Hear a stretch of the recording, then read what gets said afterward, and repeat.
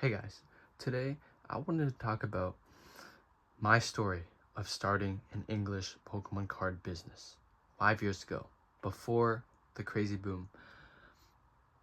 Let me tell you this story because for anyone looking to start a Pokemon card business or who has started a Pokemon card business, maybe you can relate to these or still learn some lessons from this because 5 years ago I knew nothing or way less than now. And I didn't understand at all how distribution works with Pokemon and business as a whole, which really guided me in wrong ways and made a lot of fatal mistakes to the business. But hopefully you guys can learn from it today. But let me recount the biggest mistakes when I started this English Pokemon card business.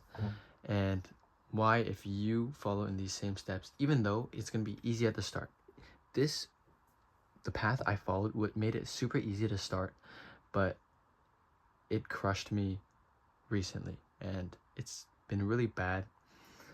And I've talked about this once in a previous video briefly, but let me go into full depth today. And because the truth is, really, if you don't build a good foundation, your house will topple over. And I'm glad that it didn't end my business, but it definitely was looking pretty grim for a while. So I'll also tell you my plans for the future of what we can do to correct this, or the proper way to approach it. So first, 5 years ago, in Canada, we have like 3 or 4 major distributors, but I'm fortunate enough to be in reasonable distance to 2 of them. So obviously it makes logical sense to try and get an account with the 2 closest distributors to myself. And I did this by repeatedly emailing and trying to walk into the warehouse, the office, and have someone take a chance. And the problem with this is, let me tell you guys, ultimately I got an account with both distributors. One of them I had to email for over a year straight. The other one, I walked in and then after a couple times they just gave me an account. At first they weren't taking it seriously. Yeah, you can place an order of a couple boxes, but eventually they gave me a full account.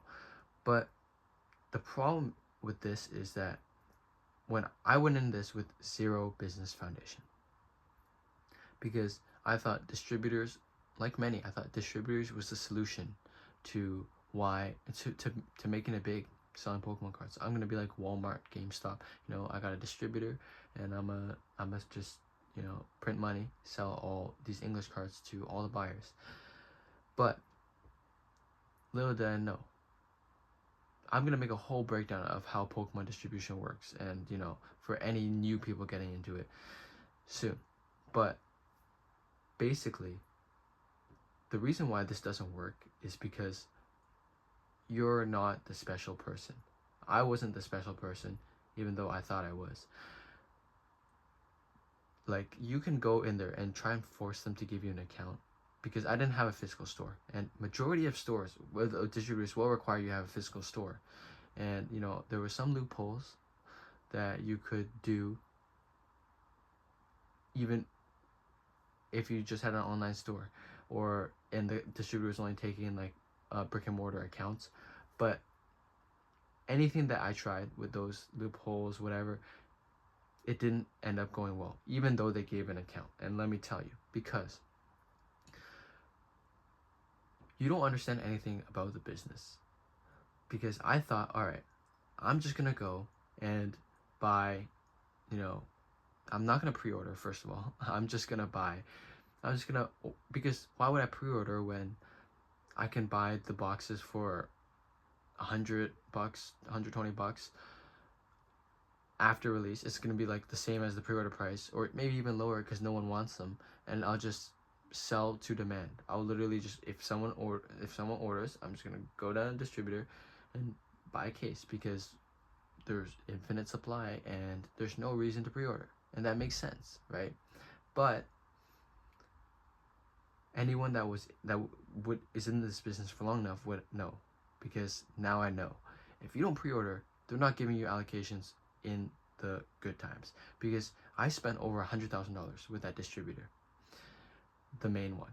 And when everything came crumbling down, when the bull market took off, I got left with scraps, like barely anything. And then every set release, he would skip me more and more and give me less and less, and increase the price, like not giving me fair pre-order prices.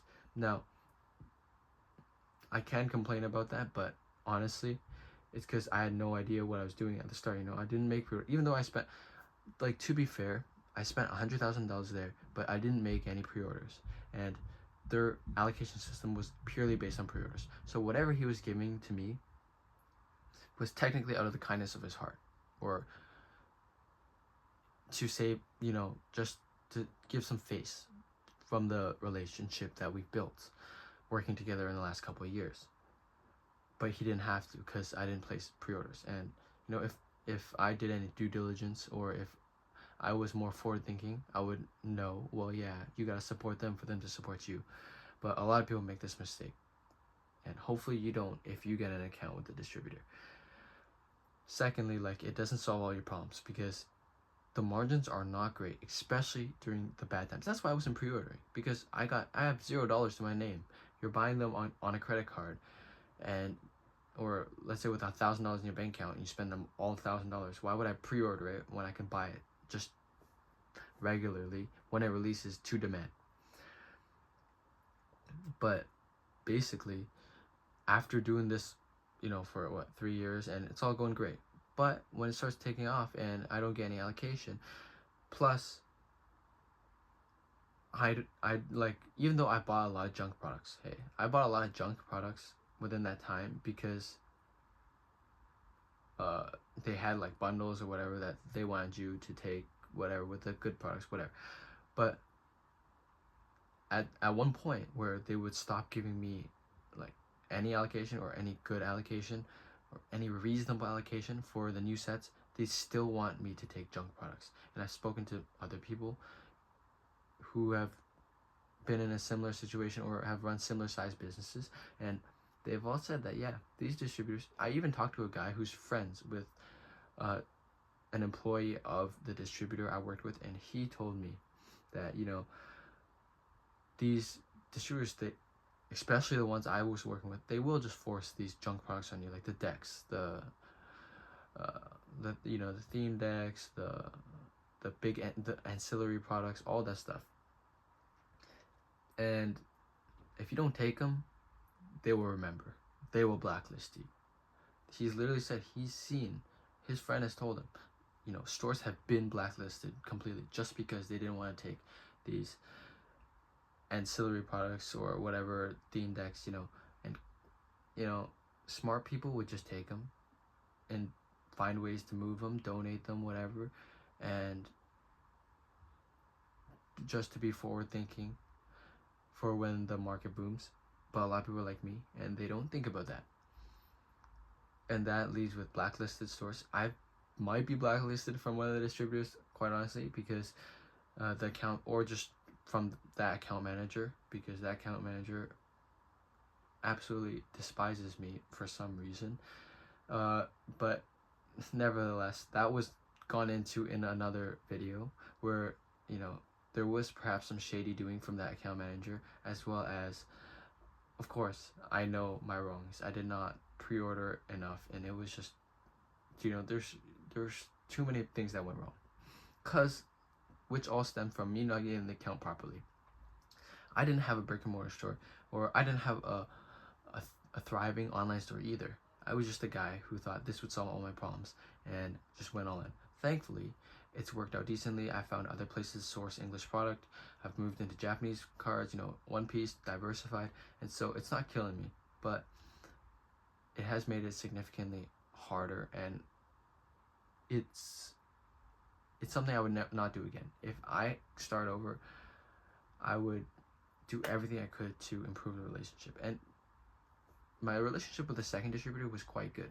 I spent a lot of money with them, but eventually he just couldn't give me anything, because I didn't pre-order. And You know, you could debate whether it's wrong of him or right of him, because I did spend a lot of money there, but it is what it is. And the biggest takeaway is, if you're starting English Pokemon card business, distributors will not solve your problem. And if you try and force your way in, it will work in the short term, for when the market is trash and they need to offload product, they will sell to you. But if you don't build the right blocks, you don't take those ancillary products, you don't build up your business with and build repeat customers to take all this product out and sell it through, it will haunt you like it haunted me 5 years later. But next steps, what am I gonna do now that basically the door has been closed with 2 distributors, English distributors? Well, I'm anticipating after the 30th anniversary, things will significantly cool off. So probably by the end of next year, it will get a lot. The market will be completely different. A lot of people will be, will be completely shocked. They haven't seen this before. A lot of their product, their holdings will tank, and they're going to be extremely scared. But I'm going to start over fresh. There is 2 or 3 more distributors in Canada that I can potentially work with. I'm going to do it the right way. Open proper accounts with them. I'm going to pre-order every set. Every set I'm going to pre-order. I'm going to even pre-order the junks to the decks. I'm going to find a way to move them. I've figured out some ways to move this, and like, sell them in bundles, whatever. Give them for free even, or sell them at mass, whatever. Sell them at a loss, whatever you have to do. I'm going to be taking that, as well as I'm going to try to repair some relationships. Maybe get a different account manager, or just talk to them. In the slow times, they will be willing to talk, because they need to offload this product. They need the cash flow to keep buying product. And I will build the right foundations by pre-ordering, taking all the ancillary products, the junk products, everything, and building out the business as a whole, building a strong community where people will buy from me because they support the business, and be honest with the have an honest markup, and overall try and build repeat customers and build a good relationship with the distributors and start over completely. That's what I would suggest.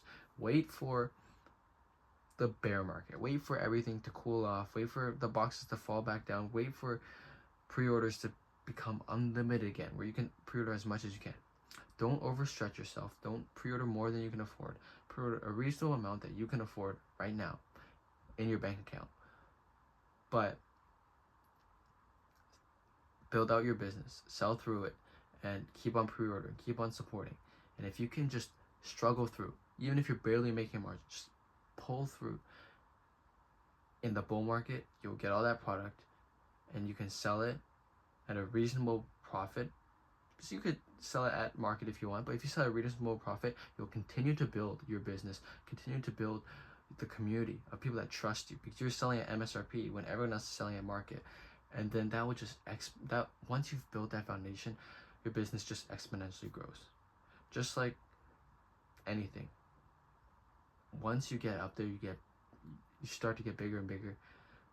It'll all pay off, even if it means just picking up all the scraps before you get there. So that's my plan for the future going forward, and because now I'm basically back to square one. Very, very limited connection with distributors. I could still hit them up and try and buy some product, but it's not as good as the prices I was getting initially. And there's all the price tiers or whatever that I'll go into another video. But anyone who wants to start a Pokemon card business, English Pokemon card business, just wait till the bull market runs over, and don't make the same mistakes as I did. Follow all the steps I talked about if you actually get an account, and build it properly. And there's going to be an opportunity very soon as the bull market ends, within 1 to 2 years. So that's what I'm going to be doing. Let me know in the comments what you guys think. If you've been through something similar, or if you hope to start an English Pokemon card business, let me know. That's going to be it for this video. Subscribe to join the journey.